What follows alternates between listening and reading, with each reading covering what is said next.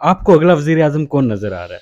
Sir court के order आ चुके हैं कि 90 दिन में इलेक्शन करवाए जाएँ जब 2025 से पहले मुझे इलेक्शन होते हुए नज़र नहीं आ रहे। जिस मुल्क में बिलावल भुट्टो वजीर खारजा बन सकता है ना, और जिस मुल्क के अंदर एक ऐसा वजीर आजम बन सकता है जिसको शलवार में जारबन डालना नहीं आता था और वो गैलस लगाता था, और उसे कहा गया था, बाहर बैठा हुआ था, नौकरी कर रहा था, तो उसे कहा गया कि सर आए आप वजीर आजम पाकिस्तान है, उनका पासपोर्ट भी उसका पाकिस्तानी नहीं था। तो उस मुल्क में कुछ भी हो सकता है। मरियम क्यों नहीं हो सकती? मरियम के अब्बू कौन सा कोई ऑक्सफोर्ड से तालीम हासिल करके आए थे, वो 3 दफा वजीर आजम बन गए, तो मरियम क्यों नहीं बन सकती? वॉइस ऑफ नेशन में खुशामदीद, मैं हूँ इमरान अली खान। कैप्टन सफदर के कुछ बयानात सामने आते हैं जिन्होंने सियासत में एक नई हलचल मचा दी है। उनके चाहने वाले भी हैरान हैं, उनके घर वाले भी हैरान हैं और बहुत सारे लोग कह रहे हैं कि घर के बेदी ने लंका ढा दी है। सर क्या कहेंगे, कैप्टन सफदर के पीछे कौन है, वो किसकी ज़ुबान बोल रहे हैं? देखो, इंसान की जिंदगी में ना कभी एक ऐसा लम्हा आता है कि जब उसका ज़मीर अंदर से उसे कुछ सच बोलने पे मजबूर कर देता है। लेकिन मैं तो कैप्टन सफदर को बहुत अरसे से कह रहा हूँ, ये वो मिसगाइडेड मिसाइल है जो कभी कभी अपनी तरफ भी चल जाता है।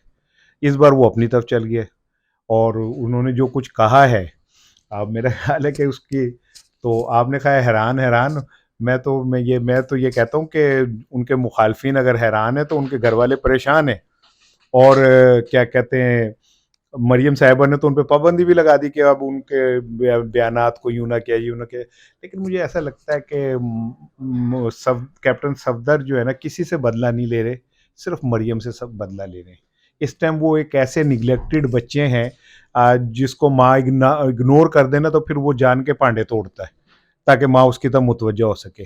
और मुझे लगता है कि मरियम बीबी ने उनको लिफ्ट करानी शायद बंद की हुई है, तो उन्होंने कहा कि फिर मैं कुछ ऐसी कार्रवाई डालूं जिससे मरियम साहिबा की वापसी हो, क्योंकि उन्होंने जो कुछ कहा है, कहा तो बड़े खौफनाक है। और मरियम साहिबा जो अब प्रवास कर रही हैं एक चीफ ऑर्गेनाइजर के तौर पे, तो आगाज में ही उनके वीडियो में वटे डाल दिए उन्होंने, इस तरह के बयानात दे के। सो, और ये कौन है उनके पीछे? तो भाई बात यह है कि जो कैप्टन सफदर से पता नहीं क्या क्या कुछ कहलवा सकते हैं, ठीक है, ये वही हैं जो किसी से भी कुछ कहलवा सकते हैं। सर कह रहे थे कि मरियम सफदर साहिबा जो हैं वो वज़ीर आज़म बनने के ख्वाब देख रही थी।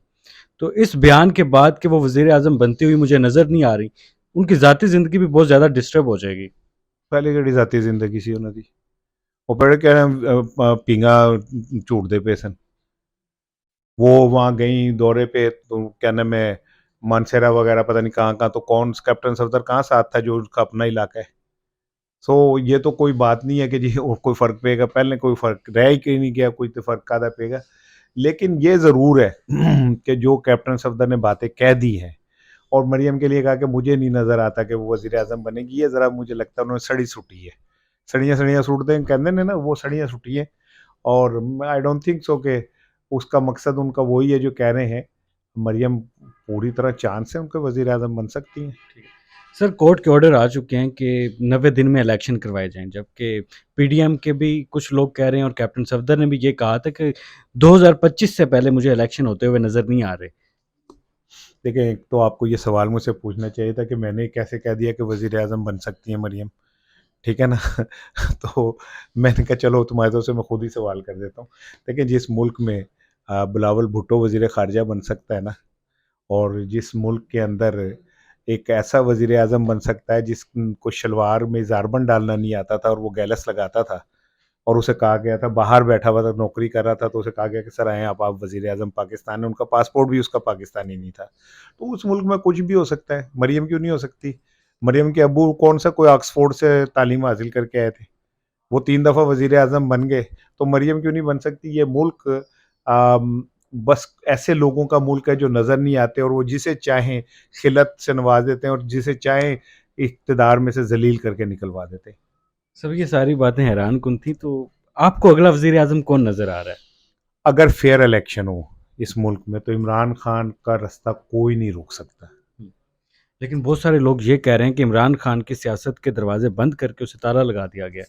इमरान को ताले तोड़ने आते हैं, जिन्होंने ताले, जिसको राखे साइयाँ मार सके ना कोई, ठीक है ना? ये बड़े-बड़े लोगों की ख्वाहिशें और ख़यालात होते हैं कि मकबूल लीडर को कोठड़ी में बंद करके ताले लगा दें। लेकिन अब तक तो इमरान खान ने ये बताया है कि वो पहला लीडर है जिसने पाकिस्तान में बैठ के और आंखों में आंखें डाल के बात की है, मुल्क से भागा नहीं। तो इमरान खान को रोकना इतना कोई आसान है? ये उनका मतलब ज़ैबुन्निसा है जिसे आप कमरे में बिठा देंगे, ताला लगा देंगे। वो खाए थे पक्के दिल पक्का खाए गए, उन्होंने पता तालियां ठुडिया नल किन तोड़ी दंदा है। सर, अगर फेयर इलेक्शन नहीं होते, इमरान खान वज़ीर आज़म नहीं बन पाते, तो कौन होगा मुल्क का वज़ीर आज़म?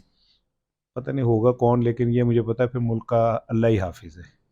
इतना मुझे पता है कि इन्होंने बार बार बार बार अवामी मैंडेट पे अगर इसी तरह डाका डाला तो हम माजी में हम बहुत बड़ा नुकसान बर्दाश्त कर चुके हैं अवामी मैंडेट को ना मानने से। तो ये एक बड़ा ही नुकसानदेह अमल होगा। नवाज शरीफ साहब वापस आएंगे? माँ जब उनको वज़ीर आज़म का लेटर टाइप करके और लिफाफे में डाल के और उन्हें भेज दिया जाएगा, कहा जाएगा अदालतें सारी ख़त्म हो गई हैं और जिनके सर पहले आप हुकूमतें करते रहे हैं, अब वो पूरी तरह इस मुल्क के ऊपर उनका कंट्रोल आ गया है, कोई मुकदमा आपके खिलाफ नहीं चलेगा, कोई ऊँ आ भी नहीं करेगा, तो फिर शायद वो आ जाए।